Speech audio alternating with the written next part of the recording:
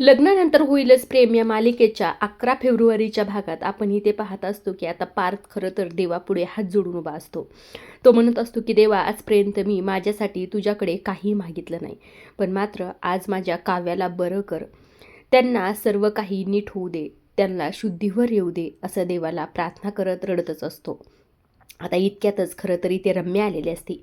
रम्याला पाहताच खरं आता ह्यो इमोशनल झालेला असतो, कारण की कितीही काही केलं तरी त्याची ही जुनी फ्रेंड असते. आता रम्या इथे काव्याची कितपत रम्याला काळजी आहे हे तर आपल्याला माहीतच आहे. फक्त तिला पार्थच्या जवळ येण्यासाठी ह्या सर्व काही गोष्टी ती करत असते. आता रम्या खरं तर पार्थला समजावून सांगतच असते. तितक्यातच इकडनं जीवा आलेला असतो. जीवा म्हणत असतो की दादा, नर्सनी बोलवलं आहे. तेव्हा मात्र लगबगीने आता इथे पार्थ तिथून निघून गेलेला असतो. मात्र इथे रम्याला फार राग आलेला असतो. आता इकडे खरं पार्थ आलेला असतो. आता नर्सनी खरं तर सर्व काही काव्याचं सामान पार्थकडे देण्यासाठी इथे नर्स आलेली असते.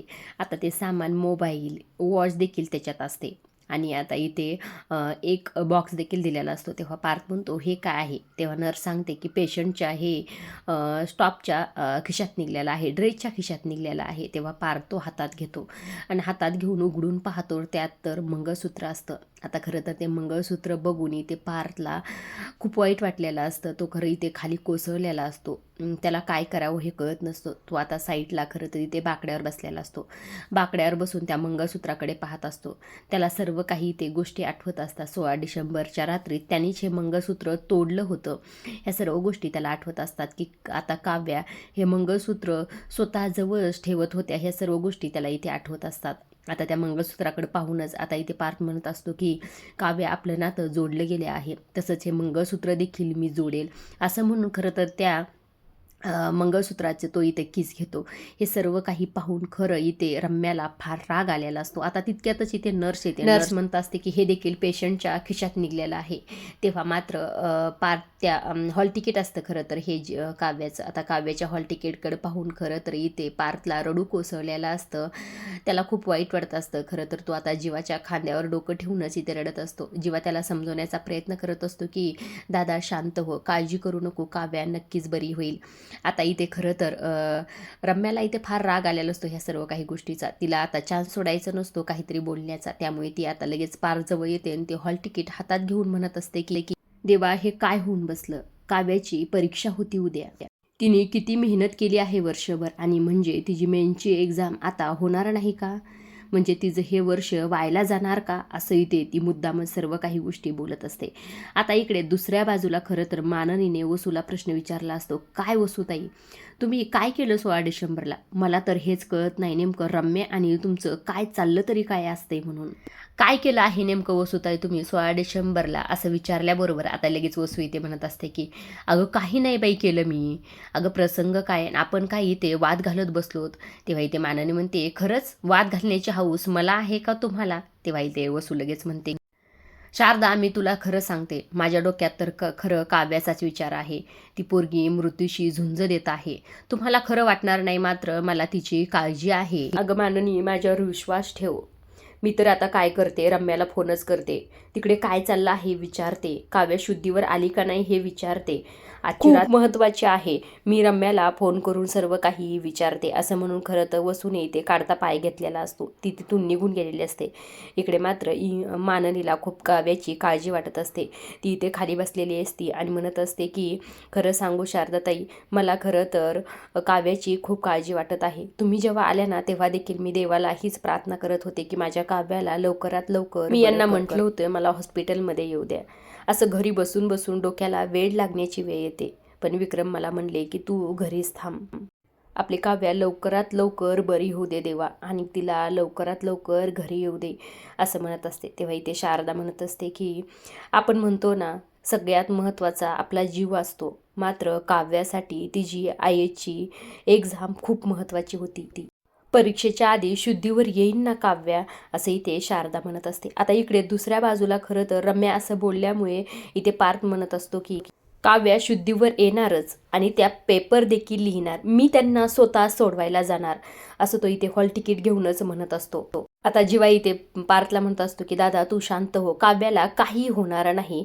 आता इतक्यातच इथे नर्स आलेली असते. नर्स म्हणत असते की हे औषधं घेऊन या मेडिकलमधून. तेव्हा इथे जीवा म्हणत असतो की थांब दादा मी घेऊन येतो, आणि नंदिनी दादाला समजावून सांग. आता इथे नंदिनी खरं तर पार्थला म्हणत असते की तुम्ही जरा बसावर इथे साईडला. आता इकडे इतक्यातच आता धनंजय हॉस्पिटलमध्ये आलेले असतात. आता इथे जीवा मेडिकलमध्ये चाललेला असतो आणि धनंजयला समोर पाहतो. तेव्हा मात्र पूर्णपणे जीवाने इथे धनंजयला इग्नोर केलेलं असतं. त्याच्या मनात त्यांच्याविषयी राग भरलेलाच असतो हे आपल्याला माहीतच आहे. धनंजय देखील त्याच्याकडे रागानेच इथे पाहत असतात. आता धनंजय लगेच इथे आतमध्ये येतात आणि नंदिनीला पाहता क्षणी म्हणत असतात की नंदिनी हे सर्व काही कसं झालं, कसं घडलं हे सर्व काही, तुला कसं कळलं, आपल्या काव्याला काय झालं आहे. मला इथे खाली विक्रम भेटले, ते डॉक्टरांशी बोलत आहेत, मात्र काव्याला काय झालं आहे, कुठे मार लागला आहे. तेव्हा इथे नंदिनी म्हणते बाबा शांत व्हा, सर्व काही मी सांगते तुम्हाला. हो पार्थ आणि काव्या प्रवास करत होते आणि तितक्यातच त्यांची गुंडांशी वादावाद झाली. तेव्हा मात्र एका गुंडाने काव्यावर काठी उगारली. आता हे ऐकता क्षणी ते रम्या म्हणत असते की काठी, अगं काठी नाही, त्यांच्याकडे तर हॉकी स्टिक होती ना. ती हॉकी स्टिक खरं तर पार्थवर उगारली होती.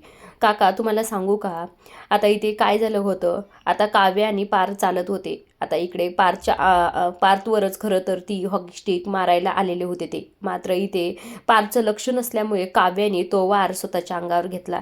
अरे पार्थ तुला लक्ष नसावं का, तू लक्ष देऊ नये का, बघ बरं काव्याची काय अवस्था झाली, असं ही खरं तर मुद्दाम म्हणत असते. कारण की धनंजयला या गोष्टीचा राग यावा आणि त्याने जे नाही ते इथे बोलावं. आणि अगदीच तसं देखील इथे झालेलं असतं, कारण की धनंजयला आता फार राग आलेला असतो.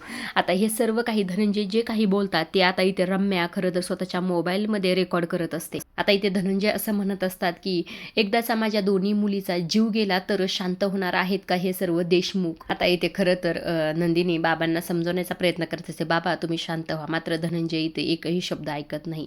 आता धनंजय पार्थला म्हणत असतात की तुमचं खूप प्रेम होतं ना काव्यावर, मग तुम्ही असं कसं होऊन दिलं, पार्थ देशमुख असा कसा नवरा हा, असं जोरजोरात वरडून म्हणत असतात. आणि हे सर्व काही रम्या इथे रेकॉर्ड करत असते. इतक्यातच आता नर्स येत असते, म्हणत असते की हळू बोला जरा, हे हॉस्पिटल आहे. तेव्हा इथे धनंजय म्हणतात की सॉरी. आता खरं तर धनंजय इथे थोडे शांत झालेले असतात. इथे ते पार्थ म्हणत असतो की बाबा तेव्हा सिच्युएशनच वेगळी होती. आता इथे धनंजय म्हणतात सिच्युएशन कोणती जरी असली आणि कसली जरी असली तर प्रत्येक वेळेस माझ्याच मुलीचा बळी का जातो. विक्रम एवढा कर्तबगार, सेन्सिटिव्ह आणि वहिनी इतक्या प्रेमळ आहेत म्हणून माझ्या दोन्ही मुलीचं लग्न देशमुखांच्या घरी करून दिलं, पण देशमुखांच्या पुढच्या पिढीवर चांगले संस्कार झालेत असं दिसतच नाहीये. ना तुम्हाला काव्याला जपता आलं, ना तुमच्या भावाला, त्या जीवाला, नंदिनीला सांभाळता आलं. आता तर मला असं वाटतंय माझ्या दोन्ही मुलीला विहिरीत ढकलून दिलं असतं तर बरं झालं असतं. आता हे सर्व काही नंदिनी ऐकल्याबरोबर नंदिनी म्हणत असे, बस झालं बाबा, बस झालं, मला कंटाळा आला हे सर्व काही तुमचं ऐकून. गेले 21-22 दिवस झालं हेच मी ऐकत आहे, आता बस झालं. आपल्या नात्याचा आणि तुमच्या वयाचा मान राखून मी आजपर्यंत गप्प बसले. माझा हा शांत बसणं तुम्ही विकनेस समजू नका माझा. हे आता सर्व काही अति होते बाबा. आता हे रम्याला पाहून खरं आश्चर्य वाटलं असतं की नंदिनी हे सर्व काही बोलत आहे तिच्या बाबाशी.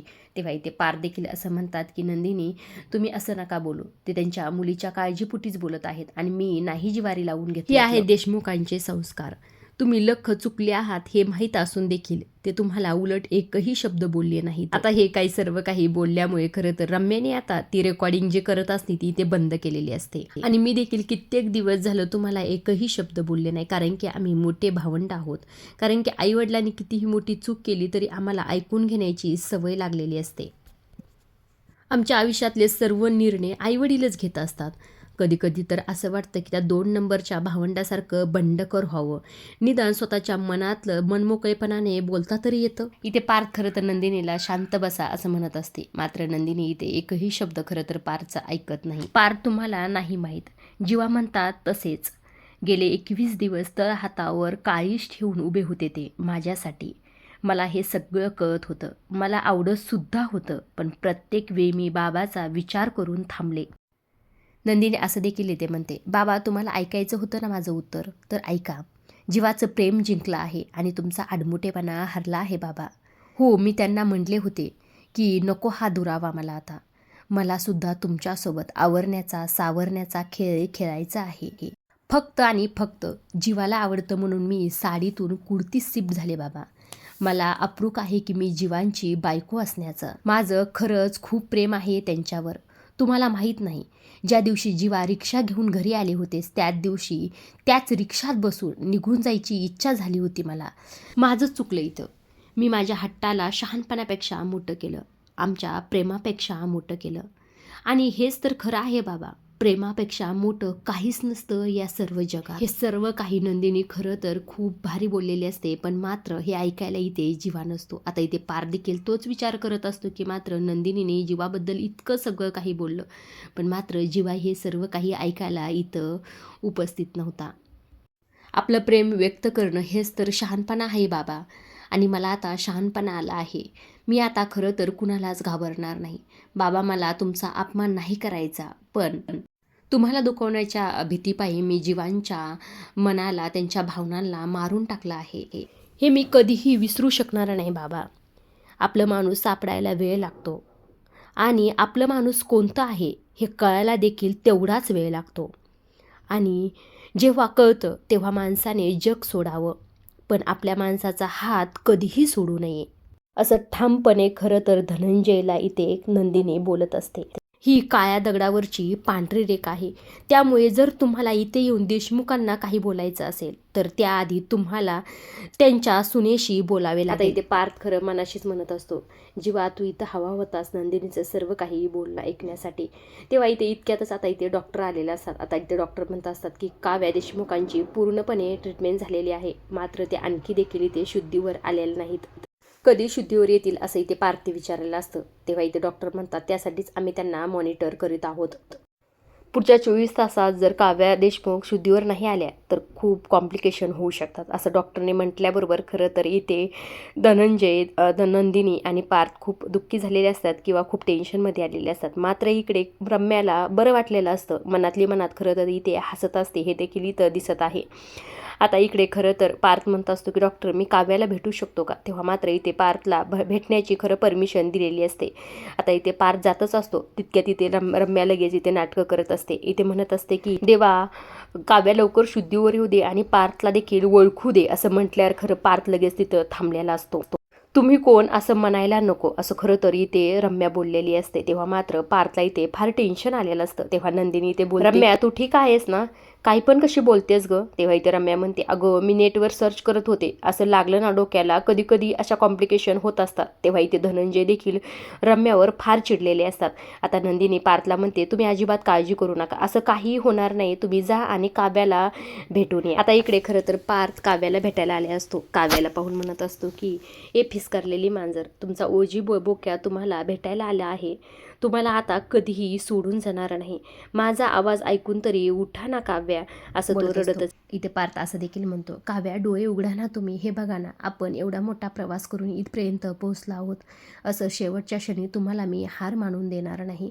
डोळे उघडा ना काव्या, असं म्हणताच खरं तर इथे काव्याने डोळे उघडलेले असतात. हे पाहून खरं पार्थ इथे फार खुश झालेला असतो. तो उठूनच म्हणतो डॉक्टर काव्याने डोळे उघडले आहे, डॉक्टर काव्याने डोळे उघडलेले आहेत. तेव्हा मात्र काव्या लगेच म्हणते की हात सोडा माझा, तुम्ही कोण आहात. असं ऐकल्याबरोबर खरं तर पार्थला खूप मोठा धक्का बसलेला असतो. तो म्हणत असतो की काव्या तुम्ही काय म्हणालात. तेव्हा काव्या म्हणते तुम्ही कोण आहात, असं म्हटल्यावर खरं तर पारच्या पायाखालची जमीन सरकलेली असते. आजच्या पुरतं एवढंच. पुढील भागात नेमकं काय होतं हे खरंच पाहण्यासारखं आहे. आता इथे पुढील भागात आपण पाहत असतो की नंदिनीने जीवासाठी चहा आणलेला असतो. आता ती जीवाला म्हणत असते की ओके आहे ना कप. तेव्हा जीवा म्हणतात कपासारखा कप आहे, त्यात काय असतं विशेष. तेव्हा इथे नंदिनी म्हणते अहो आतमधून नाही पण बाहेरून असू शकतं ना विशेष असं काहीतरी. तेव्हा जीवाला कळत नाही नेमकं नंदिनी बोलत तरी काय आहे. इथे नंदिनी खरं तर कपावर सॉरी असं लिहिलेलं असतं, त्यामुळे सर्व काही इथे ती बोलत असते. आता इथे जीवा खरं नंदिनीला माफ करतो का नाही हे पाहण्यासारखंच आहे. मात्र इकडे दुसऱ्या बाजूला आता काव्या असं बोलल्यामुळे पार्थला खूप मोठा धक्का बसलेला असतो. आता पार्थ काव्याला म्हणतो एक वेळ तुम्ही लग्नानंतरचं प्रेम विसरला तरी चालेल, कसा बेसा मी जगेल, पण मात्र तुम्ही जर मलाच विसरला तर मरून जाईल मी, असं पार्थ खरं काव्याला म्हणत असतो. आता काव्या खरं तर त्याच्याकडे कुणीतरी अनोळखी माणूस बसला आहे असंच पाहत असते. आता खरंच पुढील भागात काय होतं हे पाहण्यासारखं आहे, त्यामुळे पुढील भाग पाहिला अजिबातच विसरू नका. आणि हो, तुम्हाला जर अशा डेली मालिकेचे अपडेट जाणून घ्यायला आवडत असेल तर चॅनलला जरूर सबस्क्राईब करा. धन्यवाद.